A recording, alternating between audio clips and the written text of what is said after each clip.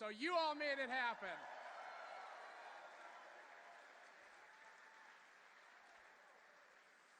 Now, it is great to come to an event like this, but the most important thing to everyone is you have to show up at caucus, and you have to caucus for Donald Trump. If you tonight, thank you, if you tonight sign up, I'm told that there's sign-up sheets outside here. They will give you a free Donald Trump stocking cap if you sign up tonight. And who wouldn't need that in Iowa this time of year? But most importantly, if you can't sign up tonight, you need to go to the website. Listen, this effort is useless if we all don't show up at caucus. Now, I'll tell you something. I don't know about you, but how refreshing is it that we are going to send someone to the White House that is not bought and paid?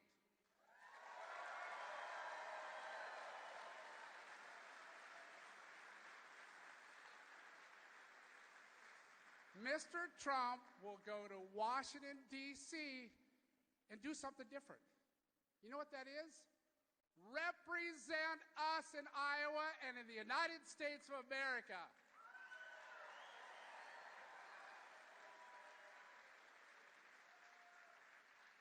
How refreshing is it to have someone tell it the way it is?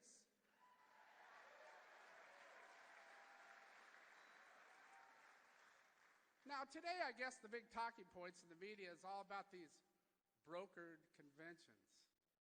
Well, I actually have a little bit of experience on these brokered conventions. They don't work. It's time for us, the American people, to stand up and say, this is who our candidate is, rather than the people that have bankrupted this country and take our country back.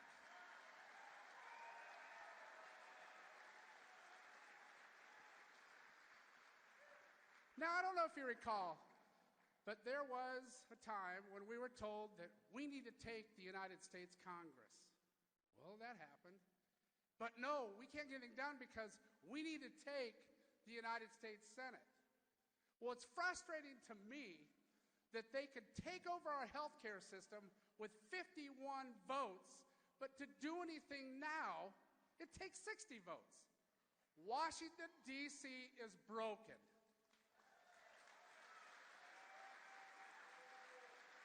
I want our next president to stand up and do the right thing to protect our family. He gets a lot of hard time about some of the things he said. But you know what the most important responsibility as the President of the United States is? Is the safety of the United States of America.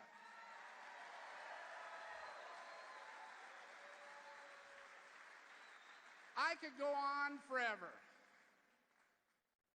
This is the reason why myself and my wife and our family are supporting Mr. Trump. So let me introduce to you the next President of the United States, Donald. It's been so exciting. We're going to do questions. Maybe I'll say a few words. We're doing really well. Iowa's been amazing. It's been amazing. But we're doing so well, and I love this place, and I'm back here all the time, and I'm going to be here a lot in January. Oh, you're going to be so sick of me. You'll probably say, we can't give him the caucus. Just forget it. We can't stand the guy anymore. No, you're going to like me, and we're going to be back, and we're going to do a great job for you. Most importantly, we're going to get to that office, and we're going to do the right thing. We're going to do the right thing. So, a few things. So much has happened. You know, when we first came out, we were all talking together. And we were talking border security, which, we're just doing so great with the border security. We're going to build a wall. Mexico's going to pay for the wall. We all know that. And we're going to have security. And the drugs are going to stop, and people are going to come into the country, but they're going to come into the country. They're going to be legal. They're coming in legally, and that's the way. That's the way. And it affects Iowa so much. So we were talking about that. We're talking about repealing Obamacare. Boom, it's going to be repealed. It's going to be replaced. I don't know if you've been seeing what's happening, but Obamacare is a total disaster. It's dying of its own weight. And by 17, meaning he'll be playing golf and I'll be working very hard. But by 17, it's dead. It's dead. You're not getting the people signed up. There's been a lot of talk about it and a lot of stories about it. Obamacare is dead, but we'll terminate it quicker than that. And we will come up with something that will be so good, so much better. Premiums are going through the roof. Deductibles are so high that unless you're close to death, you're never going to get to use it. And even then, I don't think you're going to get to use it, really. So we're going to take care of that. And by the way, we have a lot of good people. We have ethanol. Nobody is really, we have the ethanol. Where are the ethanol people, right? I was here a month ago. I met with them all, and they do a fantastic job. I toured the plants, and they do a fantastic job, and it's so important. And it's another form of let's stay away from OPEC and let's stay away from that Middle East stuff.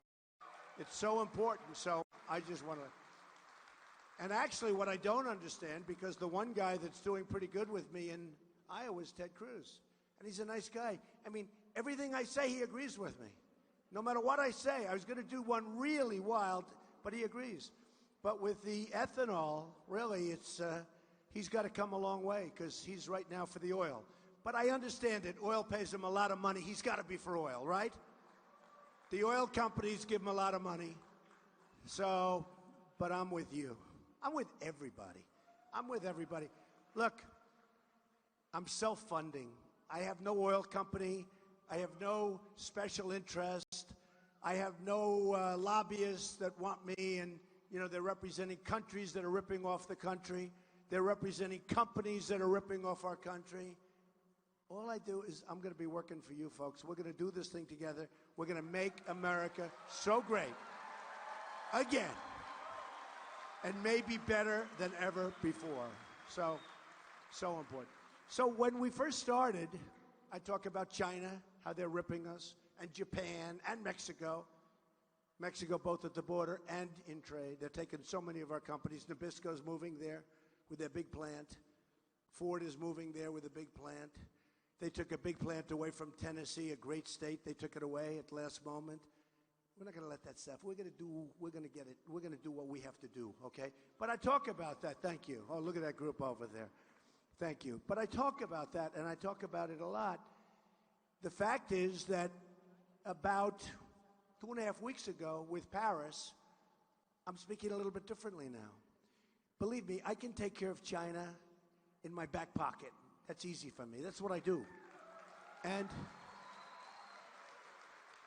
we have all the cards. A lot of people don't know. These politicians, they don't understand. We have the cards. With China, our people pay tax. They pay no tax. It's not supposed to be that way. They call it a tariff because it sounds better. But we will take care of that. We'll take care of all of that. What happened is with Paris, there's a different mindset. And when the polls came out last week, my numbers went way up because people felt more secure with me. Now, maybe it had to do, yeah, really.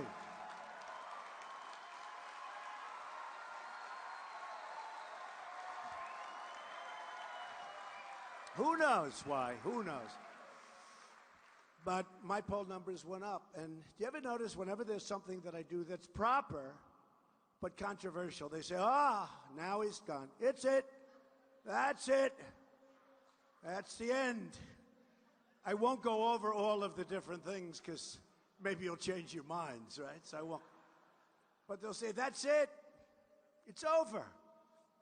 And then they come in, sir, your poll numbers went up 9 points this week. I said, they did? Because I have to do what's right. I have to do what's right. And you know what? If I don't make it, I don't make it. I have a good life. We all hopefully have a good life. I have a great family, nice people, wonderful people. They love me, I think. I hope. I think. But I have a great family, and I built a great business. In fact, thank you. Who is that person? I love that person. Stand up.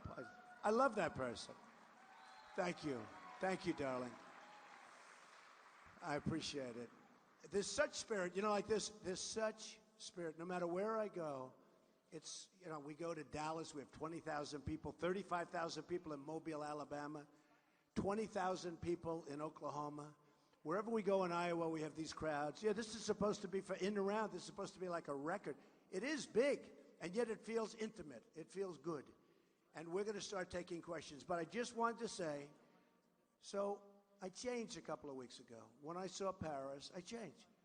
And a big, big part of what I'm doing now is safety and security and smartness and smartness.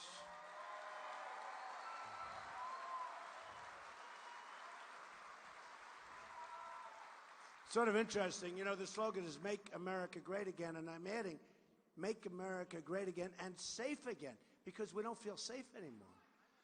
And the problem we have now that we never had to this extent is the power of weaponry. It's the power. It's the tremendous power. 100 years ago, I would have said, let's not go there. I said, don't go there anyway. I said it strongly. Don't go. You're going to destabilize the Middle East.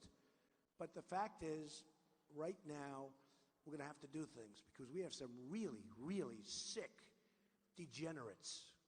And they're degenerates.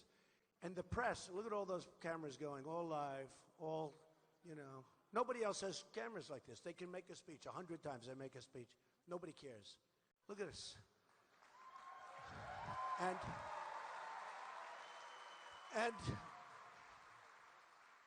don't worry, they never pan the crowd. They never. They have me.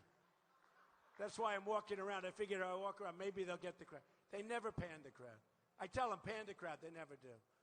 I always go, my wife, she goes home. I had a crowd, 7,000 people last week. More. 7,000 people. And in a confined space. They had 3,000 people outside that couldn't get in. My wife said, darling, the speech was excellent. Did you have many people there? I said, what? She said, well, they never leave your face. They keep it purposely. But I'll tell you, I figured the cameras maybe are a little screwed up where you can't move them, right? But every time there's a protester, well, I'm protesting, and it could be in the back left-hand corner of the room. The cameras swoop over there. It's true. It's true. It's true. No. I used to think they couldn't move. Maybe there's something with the crazy computers. In the old days, everything was better, right? The car seats. You'd sit in your car, and you want to move forward or back, you press a button, bing, bing. Now you have to open up things, press a computer, it takes you 15 minutes. Well, the same thing I figured with cameras. I didn't think they moved. I figured they were fixed for certain reasons. And then I saw a protester, and those cameras were bent in positions like you wouldn't have believed possible. So they're very dishonest people. What can I say? Not all of them, but most of them.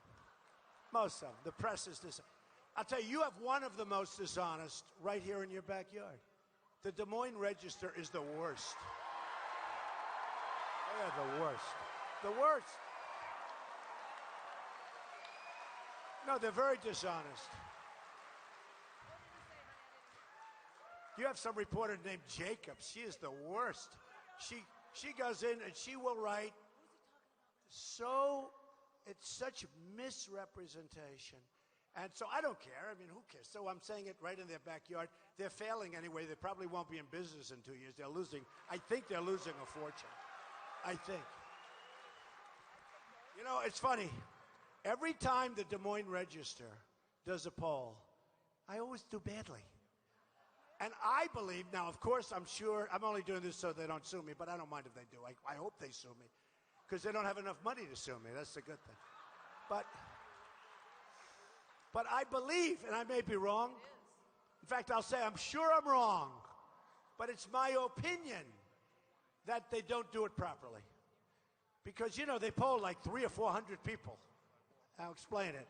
But I really believe if they lose 20 people, boom, in the pocket. Oh, Trump, oh, forget that one, forget that. Now, I don't know that they do that. Do you do that, Des Moines Register? But every time I have a Des Moines Register poll, I do poorly. I also do poorly with the Bloomberg polls. I don't know why. But we had a great poll come in, CNN, last couple of days, where we're leading, I think, by 13 points in Iowa. In Iowa. And then we had another one come in where we're doing well. But I think Des Moines Register, said it's coming out sometime. I just tell you, watch. Trump disappears. I think we're going to do so well. I think we're actually going to even do better. You know, we're leading in most of the polls. We're leading in every poll. Every poll. Except Iowa, there was one poll. Monmouth? I never even heard Monmouth. What the hell is Monmouth? What is Monmouth? Explain it. I don't like Monmouth. You know why I don't like it? Because they always treat me badly also. But I only like polls that treat me well, right? But we're doing so well. Nationwide, we're leading every poll by tremendous. We just had one in Georgia, 44. 44. Think of that. That's 44 with 15 people. I'd take 44 if we had 3 people. I don't think I'd take it if we had 2 people, but I think I'd take it. But 44. CBS came out, as you know, you probably saw that, New York Times 2 days ago, and we're 35 to a small number. We're killing everybody in every poll. Just one little outlier here, and I'm sure, again, when Des Moines comes out, I'm sure it'll be a negative because I don't believe that poll. But we are going to win, and I tell you what, honestly, Iowa's so important to me. I could say, oh, let's not do. I am an evangelical. I'm a Christian. I'm a Presbyterian.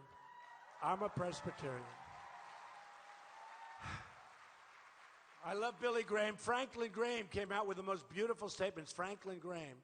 He was so incredible. He came out, I don't know if you all saw the statements he came out with about Trump, right? Stand up, please. Right? Come on, stand up. You look great. Don't worry about it. Is that right? He was so incredible. Franklin Graham, who's amazing, the son of Billy Graham, who was, there's nobody that I've ever seen. Billy Graham was unbelievable. If anybody's gone to his crusades, they were incredible. But so I think we're going to do, we're doing really well with the evangelicals. And by the way, and again, I do like Ted Cruz, but not a lot of evangelicals come out of Cuba, in all fairness. It's true. Not a lot come out. But I like him nevertheless. But I think we're going to do great, and we are doing great with evangelicals. We're doing great with the Tea Party, leading with the Tea Party.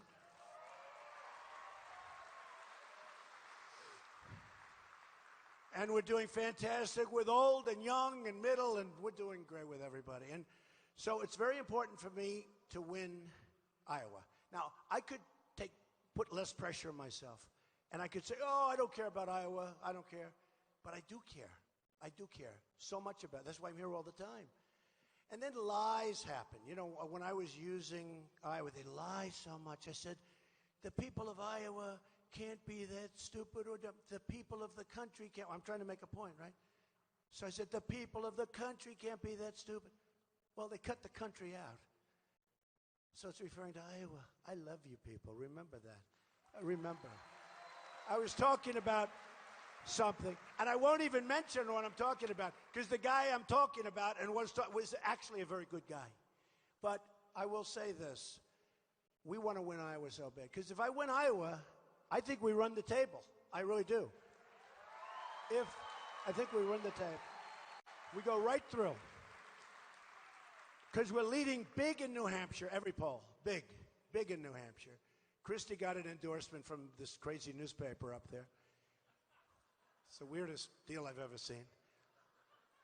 And it was, the paper that was in his state called up, said, are you sure about that? Nobody ever called us. They can't believe it. And we could go into that, but it's irrelevant.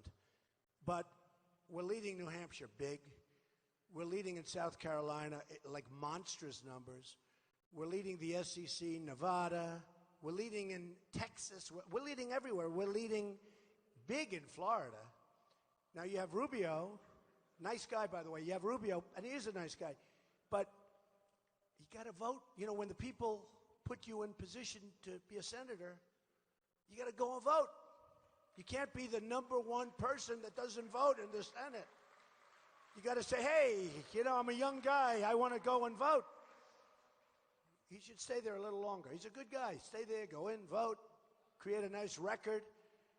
But I don't know. How's he doing in Iowa? Not too good, right? He's not doing well.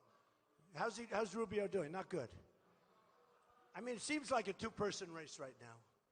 It seems like a two-person. And it's an important race to me. So I just want to let you know it's very important. So, with all of that, if we win Iowa, a lot of people say we just go through, I think we win virtually every state in the union, and it's over quickly.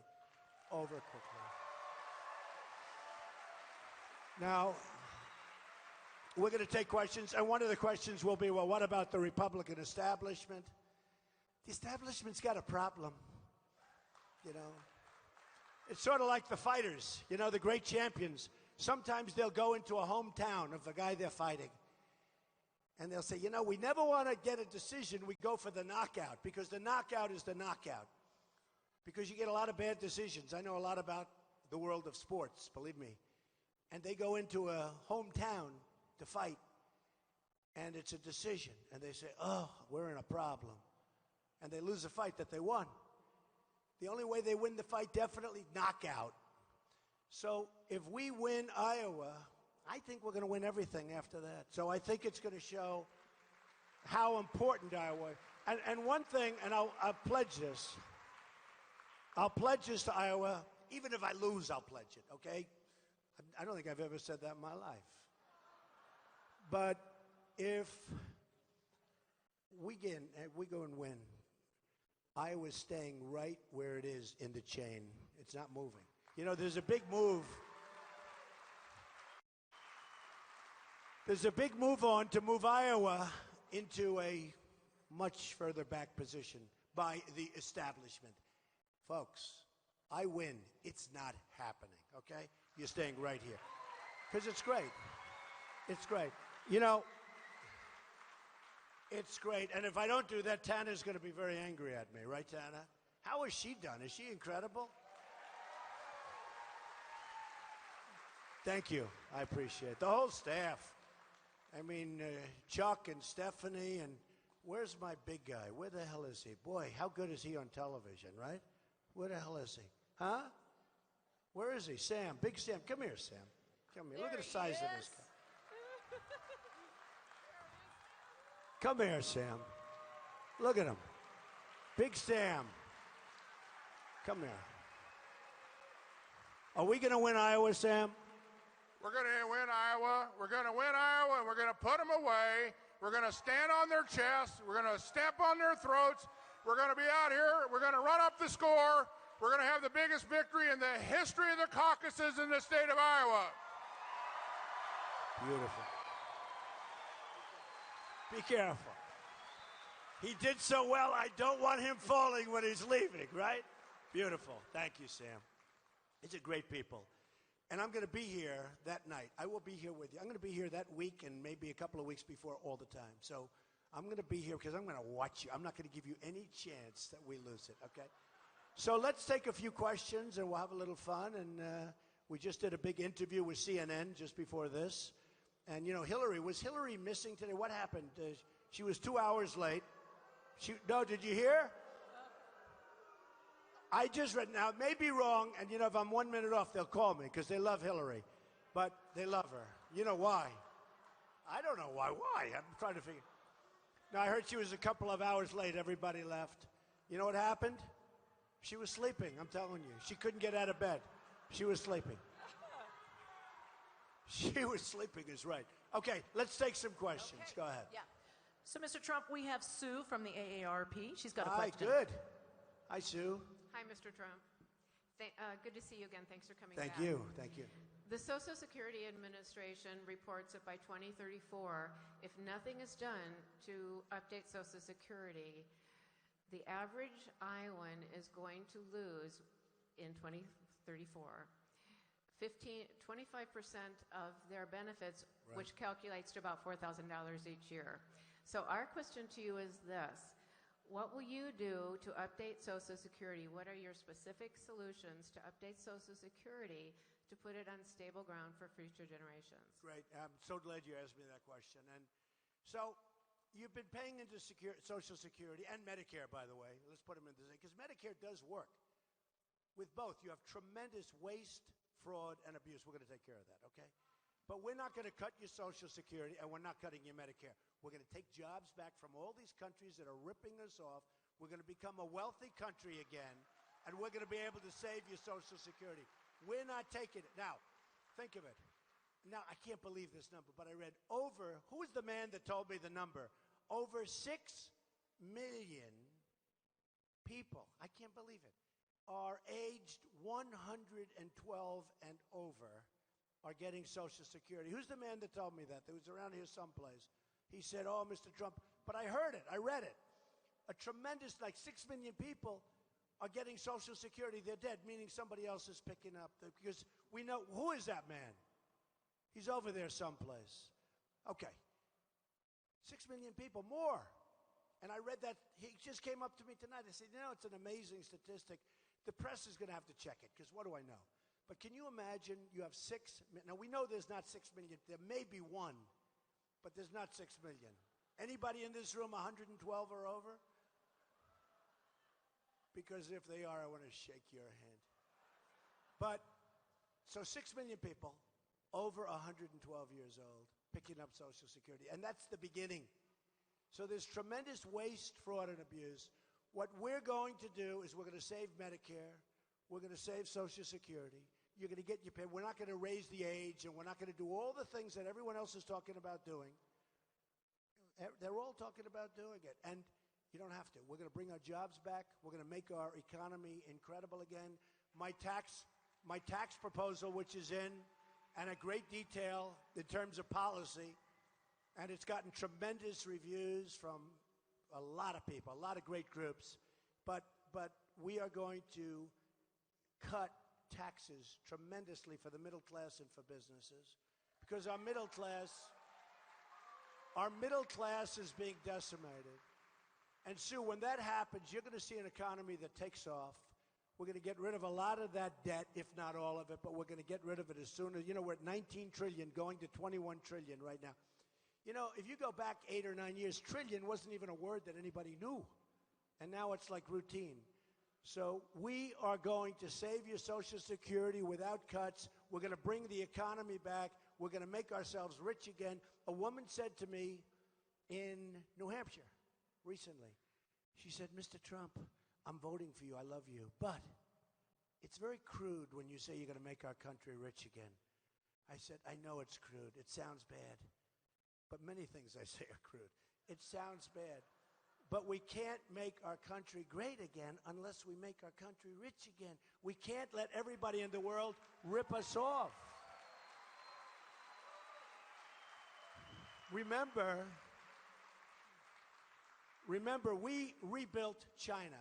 The money they took out of our country, we rebuilt China. You go there, they have bridges all over. They have bridges like the George Washington Bridge. Maybe I shouldn't mention that particular, but like the bigger, like the George Washington Bridge. Only a few people got that one. That's okay. But they have bridges going up there. We have rebuilt China. They've taken our jobs. They've taken our base. They've taken our manufacturing all over the place. They've taken our money. They've taken our money. Not going to happen anymore, folks. Not going to happen anymore. Not going to happen. I know the great business people. We have the greatest business people in the world. Guys like Carl Icahn, he calls me, Donald, I want to help. I want to help. The smartest people call me. We're not going to use a special interest guy, a donor. We use donors to negotiate with China because he gave some guy like, whoever it might be. Because, again, I'm the only one that's self-funding my campaign. Everybody else isn't. And when these guys give money to politicians, to a large extent, they own those politicians. They will do whatever the hell the special interests and the donors want. It's not going to happen with me. So, Social Security, we're saving it. Medicare, we're saving it. We're going to make our country rich, okay? Thank you, sweetheart. Thank you. Okay, Tana, go ahead. All right. We've got a question back here from Jeff. Jeff, what's your question for Mr. Trump? Hello, Hi, Jeff. Mr. Trump. Hi. Jeff Mormon from Ankeny, Iowa here. And I have a question on behalf of Veterans for Strong America. I love the veterans. Am I good with the veterans, Jeff? Very much so. I love the veterans. I am a That's the other group. We're leading with the veterans by, like, forget it. Go ahead. I have a question here. I like to read it and make sure I have all of it. The Vets for Strong America had, and their 500,000 supporters endorsed you this past summer. Since then, the VSA has collected in the Senate. Come on, Jeff. You knew you were doing this. I know. I have to read it here better. Sorry about that. Come on. You're going to get fired. All right. I'm a little bit nervous. All right. Okay. But they collected tens of thousands of signatures, and they want to deliver that to the Iowa campaign office.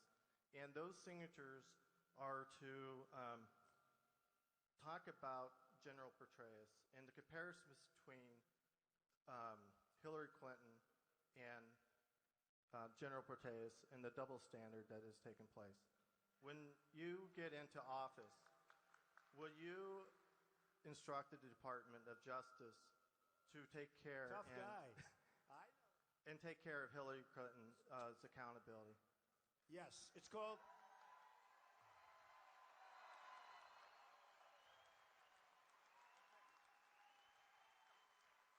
See, what I like about Jeff, he started off weak, but he finished strong.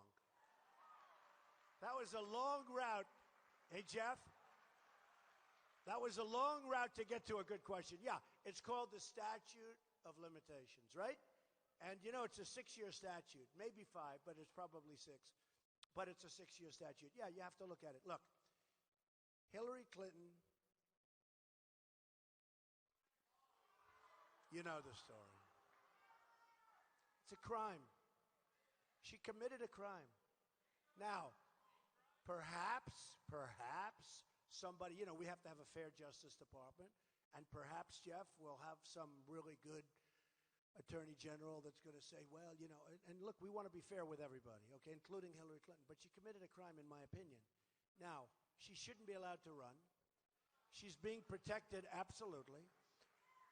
I have little doubt that they're going to find anything, but they've already found it. I mean, you watch television, you have all these big scholars coming, these lawyers, and yes, she violated section so-and-so, just one after another. I mean, actually violated many, many laws, not just like a little one here, many laws. You mentioned General Petraeus. His life was destroyed. Over 5% of what Hillary Clinton did, over nothing. So I think she's going to be their nominee, definitely. The only question is whether or not she'll be allowed to run. She's being protected by the Democrats. She's being protected by the president. And that's why do you think she's going along with these insane policies of his? Okay? I mean, she goes along with everything. I don't even, honestly, in all fairness to her, I don't think she believes it. But I think she's afraid that he's going to say, listen, I don't like her anymore. Go take care of her. I'm going to get somebody else. I'm telling you. So the question is statute of limitations. It's a 5-year statute of limitations. She's got a problem. She's got a problem. In one way, she's running for her life. Because I know one thing. If she wins, that's the end of that, right? But if she loses, she could have a very serious problem. Okay. Another question, please. All right. We have got Eric over here. What's your question for Mr. Trump? Hi, Eric. Hi, Mr. Trump. My name's Eric Durbin, and I'm asking a question on behalf of the Iowa Grassroots Coalition. We know we have Syrian refugees that are coming in and we can't vet them properly. We know they're coming through the southern border. What would you do immediately on the southern border?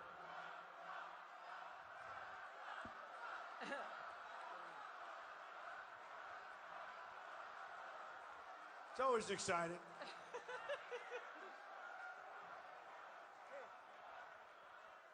Keith.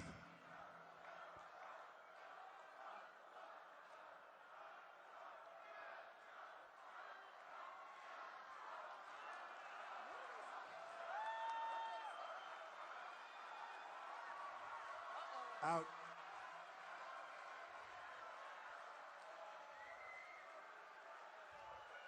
Out. Get him out.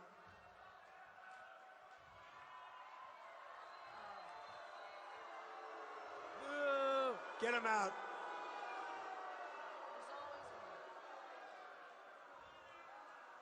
Get him out.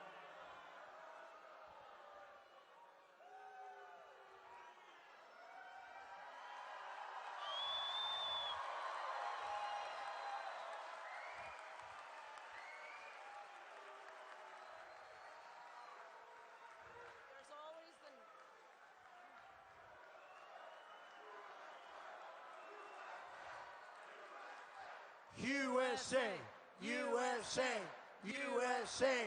USA, USA, USA. There it is. That's a Hillary supporter. You know, I always say it. Here's the sad thing. So a guy like that's a single person, always wants to be right in the line of the camera, right? Stands up. He's gone in a couple of minutes. Tomorrow the headlines, protest at, it's really sad. We have like 2,000 people here, and the headline will be this, wait, I gotta say, this person.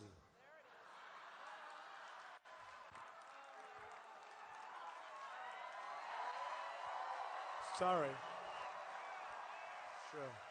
You know, it's sort of interesting because I've learned so much doing it. I never did this before. I've been doing it for 5 months. I've never been a politician. I hate being a politician.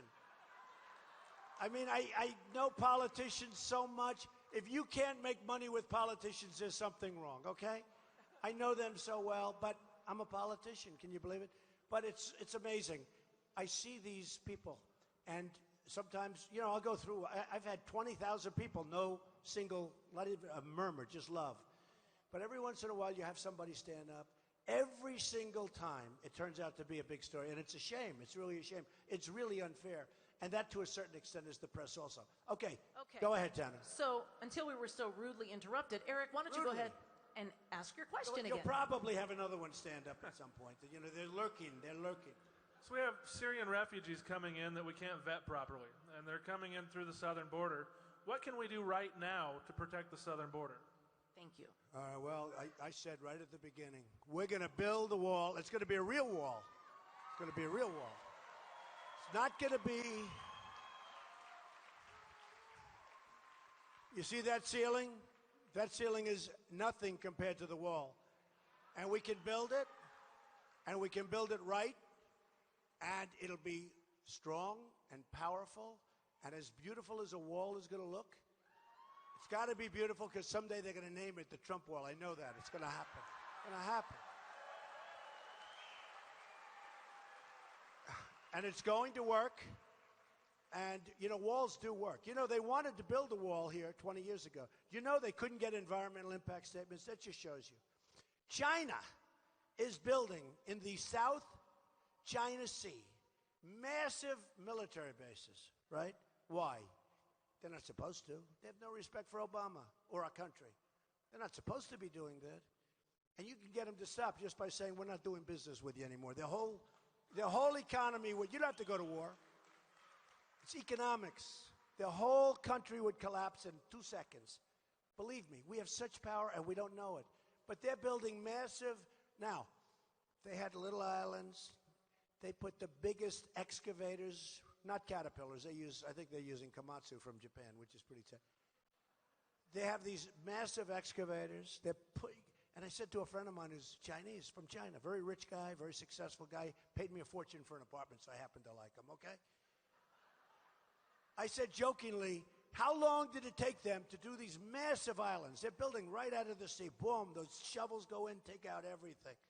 How long did it take you to get the environmental impact statements? He left. He said, what, are you kidding me? Nothing.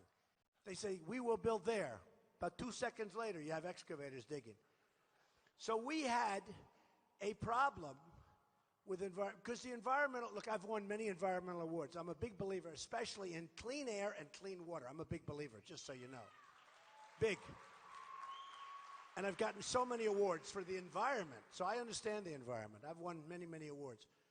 But when you look at how we're impinged and hurt, but the wall was stopped because they couldn't get an environmental impact statement, among other things. They couldn't get an environmental impact statement. Now, there was probably a snail or a turtle or a snake or something. You were ruining the habitat of a rattlesnake. I don't know. But they actually had people, a lot of people that now would be against it.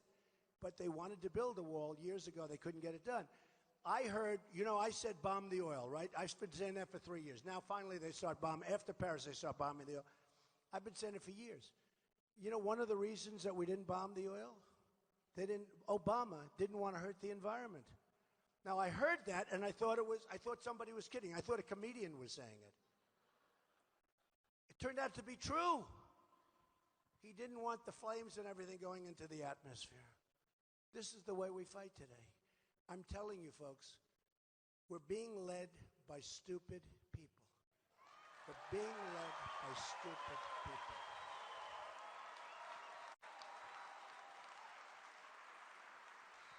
And you know, I've been saying, not really bombed, I've been saying, take the oil. I didn't want to go into Iraq, but once we were there, I said, well, we left.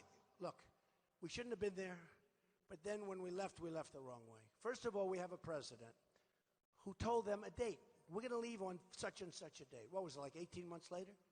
So the enemy all of a sudden said, wow, because don't believe it, they don't want to be killed, okay? They don't want to be killed.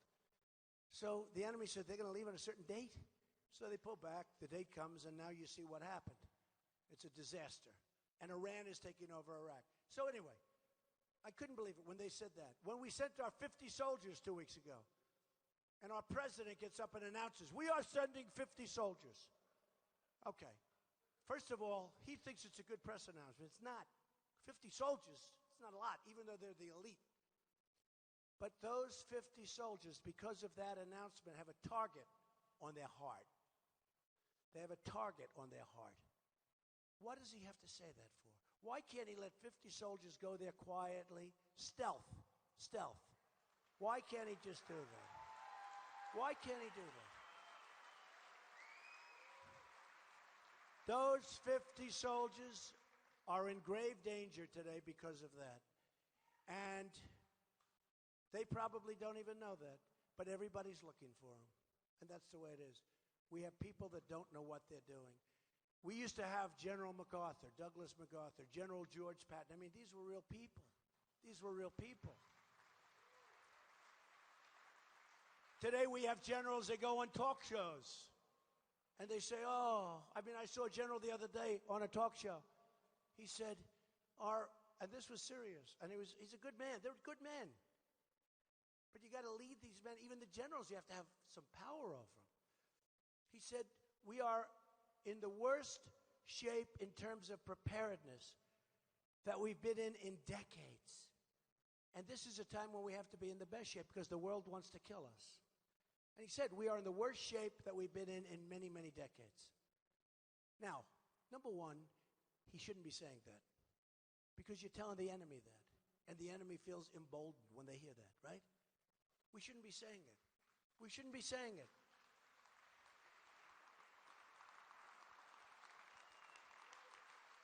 I mean, even if it's true, you don't say it. You get it fixed and you do it the opposite. One thing I'm going to do, I'll tell you. I'm going to build our military so big and so strong and so powerful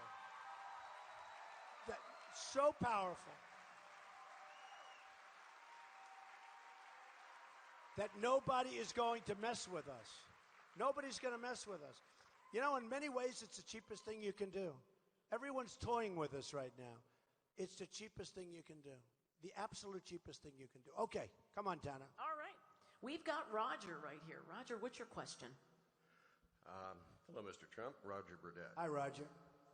What is your response to those who want to enact more laws regarding firearms in an effort to keep evil people from doing evil things with firearms? Yeah, you're right. I mean, it's your Second Amendment. I'm a big Second Amendment person, by the way.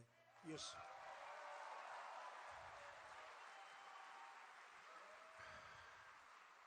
Come here. Get up here. Come here. Get over here. My gunmen. Get over here. Come here.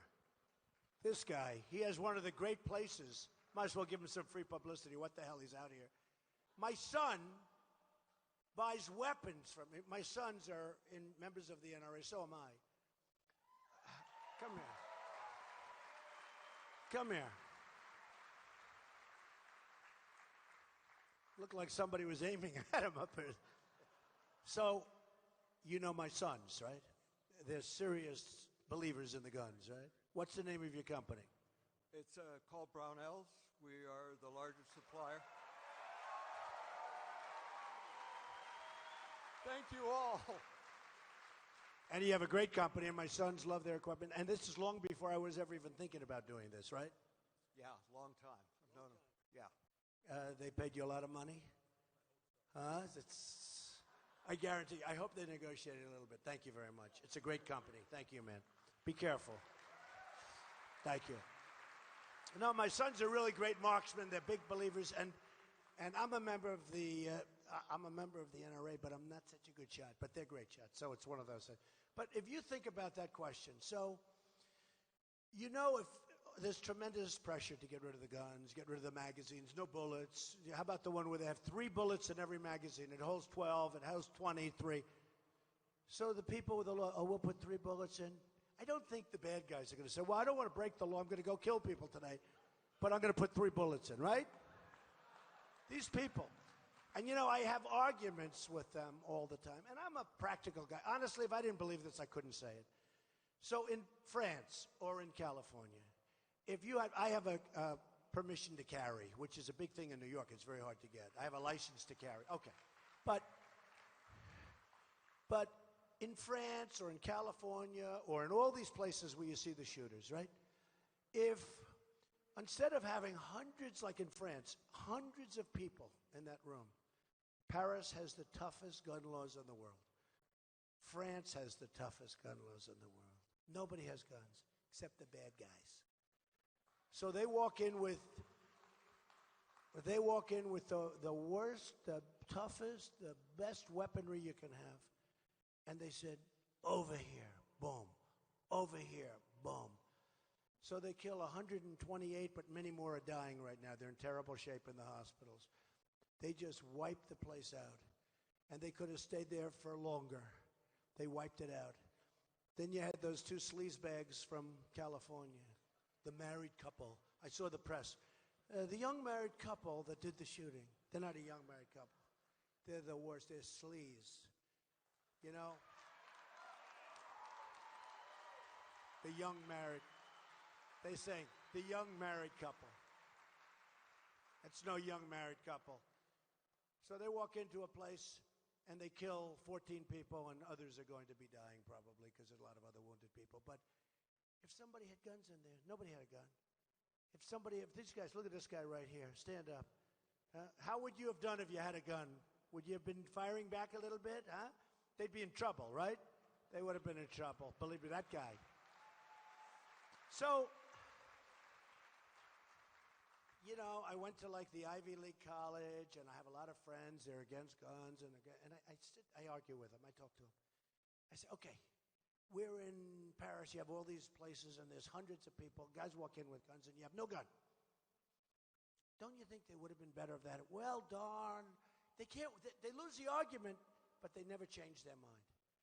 So we have to fight for the Second Amendment. It's so simple. It's so simple. And believe me, they want to take those guns away. And you always know that the bad ones are going to have the guns, and they're going to have them more so than ever before. So we're going to protect the Second Amendment if I'm president. That I can tell you.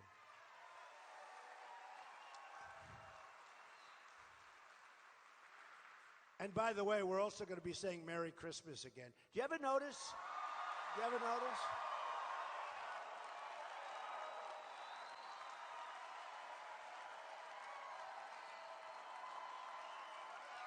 That's right, Brad. Merry Christmas. And by the way, Merry Christmas, everybody. Merry Christmas. And Happy Holiday. I have a lot of friends that aren't Christian. They like Christmas. Everybody likes Christmas. It's politically incorrect to say Merry Christmas anymore. When I'm president, Merry Christmas, Happy Holidays, enjoy yourselves. Don't eat too much turkey, right? Okay, so we're going to say Merry Christmas again, folks. We're going to bring our country, we're going to bring that spirit back. Okay, go ahead, Tana. All right, we've got Greg over here. What's your question? Hi, Greg Cummings with Tea Party Patriots, but this question comes through Eagle Forum directly from Phyllis Schlafly. She's great, by the way. Yes, Phyllis. and this is her question. When nominated, what do you intend to do with Ted Cruz?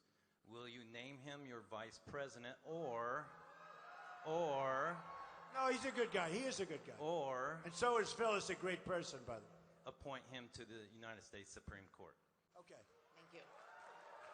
It's interesting. That second is interesting because he is, I really do. I like Ted Cruz a lot, and he's doing well. I'm doing well. I mean, there's not a contest between the two of us, just so we understand. We have to make that. But I do like him, and I would say that we would certainly have things in mind for Ted, to be honest with you. I mean, he's somebody that I could certainly see that. Because I like him, he likes me. He actually put out a tweet tonight. He said, Donald Trump is, I think he used the word terrific. That's a nice word. You know, whoever has that. I can tell you other candidates are not exactly saying that about me, right? Will you say hello to Phyllis for me? She's an amazing woman, amazing woman. Okay, go ahead, Tana. All right, we've got Ruth from Iowa pays the price. What's your question? Right, thanks.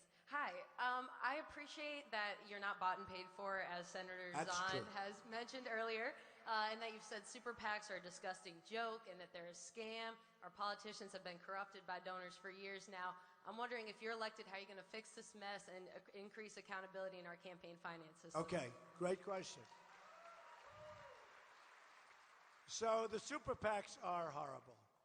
And I had many set up for me by people I didn't know. I mean, I'd see them on television talking about somebody named one the Art of the Deal PAC. Two young guys. They look good. I mean, I don't know. But then I got to be, you know, I started going around, and I see the corruption with these super PACs, where they're stuffed with money. People that put the money in are dealing with candidates. And the whole thing is wrong. And I see it. I mean, Bush has $125 million. Think of it. $125 million. By the way, if he had $2 billion, it wouldn't make any difference, okay? But Bush has $125 million. And honestly, he's a nice person. He is. I don't want to do that. But he's a very nice person. But it's $125 million. And you say to yourself, people give $2 million, $5 million, $7 million. You know what's happening. But some of the super PACs are running campaigns. They're actually running the campaign. Another thing, and it's sort of interesting, one of the super PACs, I believe, has $6 million. Of the $6 million, this was reported on the front page of the Los Angeles Times. Of the $6 million, and one of the candidates, who's a nice person, so I'm not going to mention the name. You know, when I like people, I like them. I'm a very loyal person, right? Of the $6 million, after all of the bloodsuckers took their cuts, the fundraisers, can you believe this? They had $140,000 left for their campaign. That's better than being a real estate broker. I'd rather do that than sell houses. They had $140,000 left. It was in the newspaper. I don't know. I think I believe it. But I've seen it. I saw it with the Romney campaign. Guys made tens of millions of dollars raising money for Romney. I said, what the hell is this? I mean, you give money and they get a cut. Look, our laws are so corrupt. Our campaign finance laws are so totally corrupt. It's so horrible. So horrible. And I don't necessarily want to stop people from giving because I think that's a good thing. But you got to get away from these PACs. What you have to have is people have to know who it is. So you have to open up the process. Let people know. If somebody wants to give $1 million, you give $1 million. But everybody has to know that it's so-and-so gave $1 million. Because that puts a little pressure on guys like Brad, who raises hundreds of millions, right, Brad? Puts a little pressure. But the concept of the PAC is no good. It's no good. It's a very dangerous, terrible thing. So we will change our laws because you really have no choice. It's so out of control. It's so terrible. But the papers that are in this room tonight, they should look at this. There's so little money left over for the candidates. That's one of the reasons I'm so happy I'm doing my own. We actually sent legal letters to either 9 or 11 PACs. The Trump PAC, the this PAC. First of all, I'm sure that out of some of them, they stole the money. Some guy has no money. He sets up a Trump something PAC. Nothing to do with me. Sets it up. All of a sudden, he's got $2 million sitting there, right? People send in money. And the guy's got no money. How much of that money do you think he's going to use to do what he's supposed to be doing? That's common sense. Now, maybe all of it, but I doubt it. So we sent legal notices to everyone that we could find having to do with Trump. We don't want their money. We said, don't do it. We don't want it. And we want, ideally give the money back to the people that gave it to you. But the super PAC concept is corrupt, and it's terrible, and it should be ended. And we're going to go to new campaign finance laws that are going to be terrific. Okay? Thank you. Okay, go ahead. Okay, we have got Kevin with America's Renewable Future. Hi, Kevin. Good evening, Mr. Trump. Thank you for coming to Iowa. I'm a native of Des Moines, so on behalf of Des Moines, I'd just like to thank you for coming. Thank you for supporting the renewable fuel standard. You talked about this a little bit earlier. Senator Cruz is not in support of ethanol. He does not support renewable fuel. Can you tell me, do you think that's because of his ties to big oil? Yes, it is. It is. Well, look, he's from Texas. To the best of my knowledge, there's a lot of oil in Texas, right? So, he gets a lot of money from the oil companies, and he's totally against ethanol and everything else you're talking about. And I'm not. I'm totally in favor. And, it's a big industry here. It's a big industry. If that industry is upset, Iowa's got problems because I was amazed. I was here 3 weeks ago with the group. Any of the people here that were at that meeting, they were such amazing people, right? Stand up. We had a good meeting, right? And I learned so much about it. I was in favor of it even before. That's correct. I remember you very well. That's correct. How could you forget? But it was amazing. And looking at the plans, but also beyond even the fuel capacities, which we want to create as much as we can, tremendous numbers of jobs in Iowa. And I say to myself, if Ted Cruz is against ethanol, how does he win in Iowa? Because that's very anti-Iowa. I don't know how he wins in Iowa. I don't know. But no, I'm totally for it, okay? Thank you. Thanks.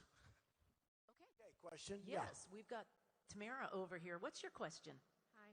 I have the honor of serving Iowans as the Republican National Committee woman. And so I do have a question for you on establishment or elite, GOP, however you want to call it. I have to tell you, as the State Central Committee, we're neutral. So this is not to hurt you or harm you. It's for clarification.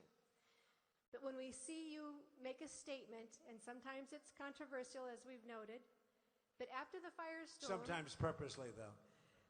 After the firestorm, the fact checkers come through, and you're constitutionally sound. You agree with the party platform. I've not found anything where I see you in contradiction, unlike there are other candidates that are in contradiction to the platform.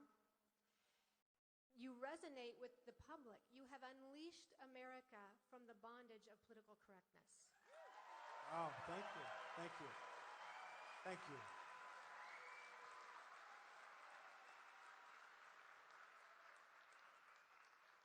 So here's my question.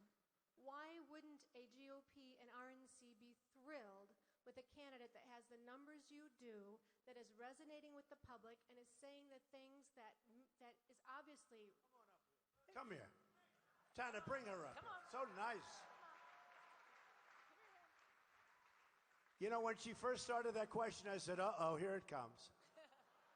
And after midway through I started, I really appreciate it. Come on over here. Come on. Get under there. You can get under. Dee. That's great. That's such a nice question. Thank you, darling. Come here. Thank you. Here, don't fall.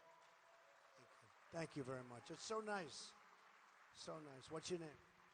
I appreciate you running. I know there are a lot of other things you could be doing, and we do appreciate you running. So, I'm not going to fight you for the microphone ever. Why is it? Why would they not be thrilled that you are, the numbers you have, the crowds you have, the message that you're bringing, you are reviving the heart of America. This is what we should want. Why? Well, it's good. Thank you, Doug. Be careful.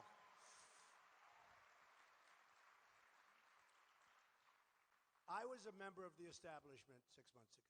I gave $350,000 to the RGA, that's the Republican Governors Association.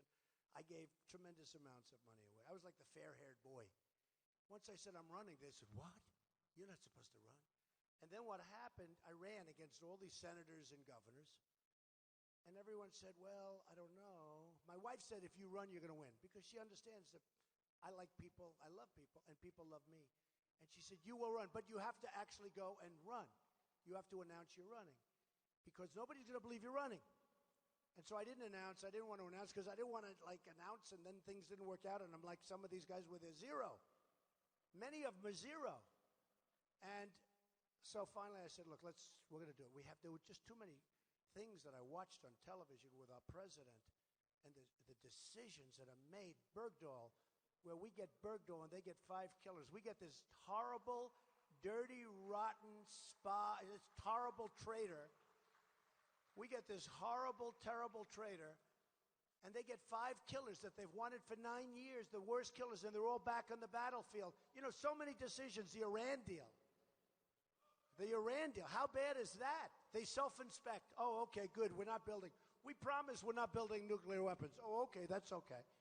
And we give them $150 billion, and we don't even get our prisoners back. The whole thing is crazy. So I saw this, and I said to my wife, hey, I don't know if I'll do well or not. Who the hell knows? And it's a risky thing. You know, I've always heard if you're a very successful person, you can't run for office, especially for president. And I see it all the time. And the people go after me. I don't even care at this point. I said, we have to do it. Now we're going to have to do it.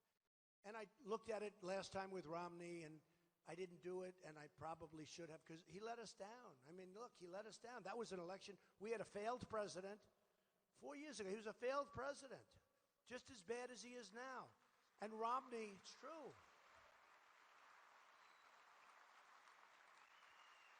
And Romney let us down. And that last month, it was like he wasn't even campaigning. I said, why aren't you on Jay Leno? Why aren't you on David Letterman? Why aren't you doing it? And he just didn't do it. And, okay, so he lost the election. So I backed McCain, he lost. I backed Romney, he lost. This time I said, I'm doing it myself. Okay, we're going to win. We're going to win. But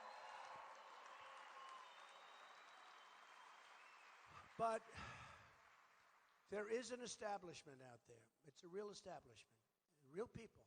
And they're people that are used to having their little puppets all over the place. And they're people that are used to giving donations and having control. And they're people that, you know, look, when they call me, I'll treat them with respect, but I'm not going to be doing bad things if it's bad for the country. I'm not going to let Ford build a plant in Mexico if I can keep it in Michigan. And I'm not going to let the car companies and Nabisco and all these people and all these companies, I'm all for free trade. I think it's great, and I'm for it. But it's got to be smart trade. I'm not going to let them move to Mexico and then sell stuff over the border with no tax, no nothing. So we lose our jobs. We lose our factories. They go over here. They make it. We let them come through. How does that help us, folks? I went to the best business school in the world. Believe me, it doesn't help us, okay? Trust me. And we're not going to make deals like that anymore. We can't. We owe $19 trillion. We can't. So the establishment is not ever probably... Look, you know what, in the end, if this country starts humming, even the establishment, they'll be saying, okay, it's a good thing, because they'll be beneficiaries also. But we do have a real establishment, and they've never seen this happen before. A writer called up, and he said, recently, I told this story. I mean, one of the top journalists, to my way of thinking, certainly in the country and beyond. And he said, Mr. Trump, how does it feel? I said, how does what feel? How does it feel? What you've done has never, ever been done before. I said, what have I done? You've dominated the summer. They call it the summer of Trump. Now they call it the autumn of Trump. Hopefully they're going to call it the spring of Trump and I want the next autumn of Trump. But I said to the writer, I don't know what you're talking about. I haven't done anything because, frankly, if I don't win, I consider this to be a total waste of time. I'll be honest with you, as much as I like being with you tonight, because we won't be able to do anything. He said, no, you've won. Even if you don't win, you've won. Or I said, no, you're wrong. If I don't win, I have wasted my time. So, the point is that the establishment can't believe it because they've never seen it happen before. So Time Magazine, I was on the cover of Time Magazine 4 or 5 weeks ago. And Time Magazine was going to pick the person of the year. Everybody, even my enemies, said Trump is going to win. I said, I won't win. They said, why? I won't win. Just like I should have gotten the Emmy for The Apprentice the first 3 years. I was nominated. I should have. And I said, I'll never win. I told everybody, I'll never win because I'm not Hollywood establishment. And with Time Magazine, I said, I will win. Bill O'Reilly, who's a great guy, did an editorial at the end of his show 2 days ago saying nobody has done more than Trump. He should have won. Now, I'm not saying I should have. Yeah, I probably should have, in all fairness. But he said nobody's done more. You know, taken over. What we've done has been amazing. All of us together, not just me. It's not just me. It's all of us. It's all of us. From Dallas and Mobile and Oklahoma, all of us. Because the spirit, but Bill O'Reilly had a whole big thing. And other shows where they said Trump, who do you think? Trump. Well, Merkel got it. Now, Merkel, what did she do? She's destroyed, she's in the process of destroying Germany with the migration. We have to help the people with the migration. We have to create a safe zone someplace in Syria. But I don't want them coming into this country. I don't want them because we don't know who they are. We don't know who they are. Them with their printing presses that now do the forged passports. Okay, you heard about that. So we don't know. So the bottom line on that, it's such an interesting question. You'll know in about a month or two whether or not the establishment has treated me fairly. But the only thing I can say is this. If I win Iowa, I think it's over, I said before, because I think if I win Iowa, New Hampshire's amazing. People are amazing. You would love the people. They would love you. You'd love everybody. The whole country is in love. They want some. It's called, I call it the noisy majority. It's no longer a silent majority.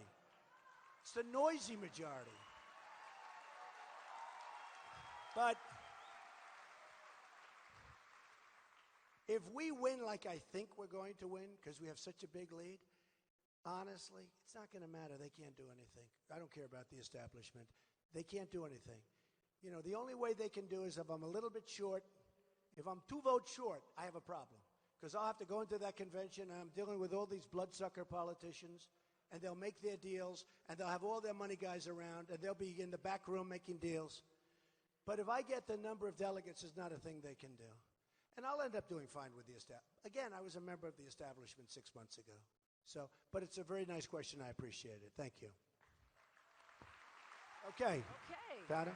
We've got Heather. Heather, what's your question? Hi, Heather Stansel from Earlham, Iowa. My question is regarding education.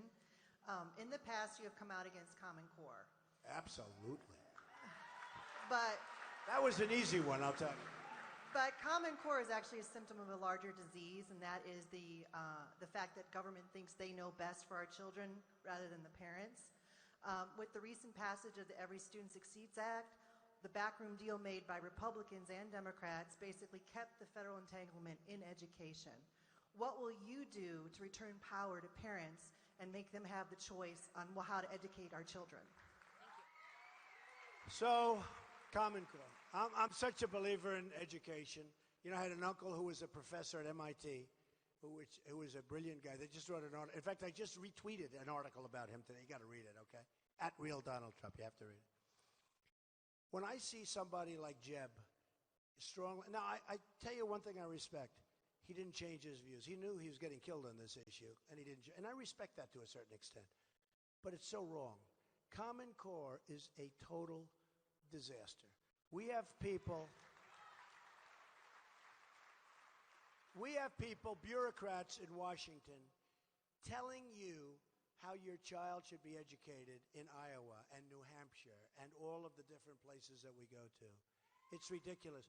And I go around and I see the principals. I've seen so many students and teachers and professors and principals, and I've seen some of the people and the love, even in Iowa at a school. I've seen some of the love that these parents give to those schools. This is real love. These are smart people. And these are people that are not working for a paycheck. These are incredible people. And I've seen what can be. Remember this. Our educational system is a mess. We spend more money per pupil as a government than any other country in the world, and we're in 28th place. And I mean like double what anybody else plays. So I want to bring education back to the local areas. You're going to have parents, and you're going to have unbelievably talented people, and they love their kids, and they want their kids to be well educated because it's so important, and you're going to be very happy with it, okay? Thank you. Thank you. Okay, we're coming down to Logan. Logan, what's your question? Hi, my name is Logan Perry. He's a tough-looking cookie, right? Go ahead. And I'm representing the rural electric cooperatives, and we were wondering what your plans are for providing clean, safe, reliable, and affordable energy. That's right, and you people do it. And I've gotten to know you. I've gotten to know you really well. You people do it. We're backing you 100%. The job and the spirit you all have, you're always perfectly attired with your green, but we are backing you 100%. You do a phenomenal job. There should be more people like you in this country. You know, the whole grid is a disaster, right? I mean, the whole country. The infrastructure of our country is falling apart. And nobody can build like me. That's what I do. I build. I'm building on, as you know, on Pennsylvania Avenue, a big, tremendous hotel that I got from the government of the United States. Can you believe? During the Obama administration a couple of years ago. But we had the best plan, the best is. The GSA is terrific. They're very good. They're very talented people. We're under budget and ahead of schedule. That's what we do. When you see these things where they're building a bridge and it's going to cost, $1 billion and it costs $12 billion. How about where they built a hospital that cost $3 billion? And I look at it, and I'm very good. I can look at a building and tell you how much it's going to cost. I say, $250 million. No, sir, $3 billion. $3 billion. Think somebody got rich on that one? So we're going to stop all this stuff. We're going to make our country so strong and so wonderful, and we all love it anyway. We love it. But it's so sad to see what's happening. It's so sad. And we're going to change it around. Where's Tana? Are we all finished with those questions? Huh? Do you have one, Joel? Yeah, we've got one more, okay? The last question. Joel McRae. You know, Tana doesn't let up. She's brutal. Corey, she's brutal. Well, she did a good job on The Apprentice, though, right? I had a really good mentor. You know, I'll tell you, and there's another special person who did a great job on The Apprentice, Shawn Johnson. She's another champ. Oh, yeah. She is another one, and she's an incredible young woman, and she's getting married or whatever. I tell you what, Shawn Johnson, right, Tana? Oh, she's great. She's fantastic. And so wherever Shawn may be, say hello to Shawn. She's great. Go ahead. Okay. Mr. Trump, can you talk about your jobs program? We don't have enough work to pay people a living wage today. True. That's true. We have such a problem. And the biggest problem I have, it relates to education. And the hardest thing you get is when you go around and you see students, and so many students come out to hear us, and they always want to talk about the loans, where they have student loans, and they're going through nice colleges, they're good students, they work hard, they can be really top in their class, and they get out and they say, Mr. Trump, we have no jobs, we can't get jobs. So they're borrowed up to the hilt, and they can't get jobs. We're going to bring our jobs back from China. We're going to bring our jobs back from all these places overseas that have stolen our jobs. We're going to bring our jobs back from South America. We're bringing them back from Mexico. We're going to have jobs again. Believe me, we're going to be manufacturers again. We're going to start making Apple computers in this country. What the hell good does it do to make them in China? I want to make them in this country. And we have the ability to do it. So we're going to bring our jobs back, okay? Well, ladies and gentlemen, this has been a lot of fun. This is the first time I've done this kind of a thing, but it's been amazing. And yes.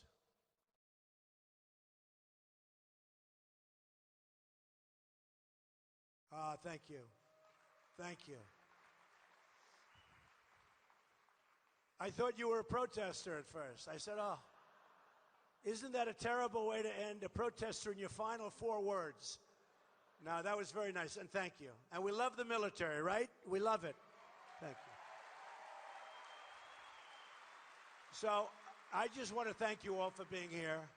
We love you all. It's so important. Iowa is so important to me, and the relationships that I've developed here have been amazing. So we're going to make our country great again. We're going to make our country safe again. Thank you all for being here. Thank you.